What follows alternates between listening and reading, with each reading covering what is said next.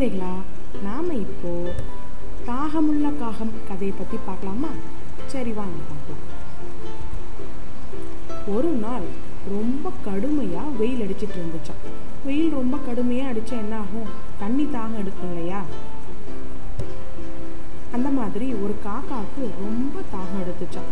தண்ணீருக்காக பாவம் அது அங்கேயும் இங்கேயும் தேடி தேடி அலைஞ்சிட்டு இருந்துச்சான். அதுக்கு தண்ணீர் எங்கேயுமே கிடைக்கலையா. அப்புறம் ரொம்ப நேரம் தொலைனதுக்கப்புறமா தூரத்தில் ஒரு பானையில் கொஞ்சம் தண்ணி இருக்கதை அந்த காக்கா பார்த்துச்சான். அதை பார்த்து ரொம்ப சந்தோஷமாயிடுச்சான். அந்த பானைக்குள்ளே இருக்க தண்ணியை போய் குடிக்க முயற்சி செஞ்சு பார்த்துச்சான்.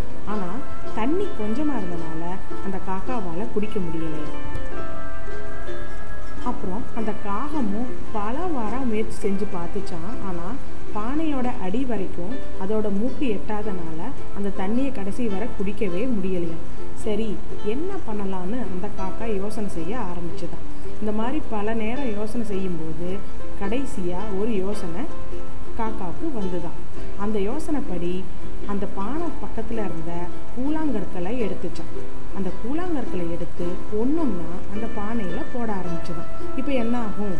கல்லை உள்ளே போட போட தண்ணி மேலே வர ஆரம்பிச்சுதான். தண்ணி மேலே வரவும் காக்காவுக்கு இப்போ தண்ணி எட்ட ஆரம்பிச்சிருச்சான்.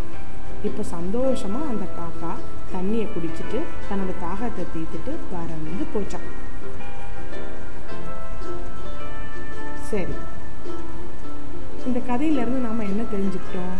தேவையே கண்டுபிடிப்பின் தாய். நம்மளுக்கு என்ன தேவையோ அதை கண்டுபிடிக்கிறதுக்கான வழி நாமளே கண்டுபிடிச்சிடுவோம். தேவை இருந்தால் அதுக்குண்டான கண்டுபிடிப்பை நாமளே கண்டுபிடிச்சிடுவோம். சரியா? இந்த காக்கா மாதிரி நாமளும் நம்ம வாழ்க்கையில் வர விஷயங்களுக்கு ரொம்ப அறிவாக யோசித்து ஒரு நல்ல முடிவை எடுக்கணும்.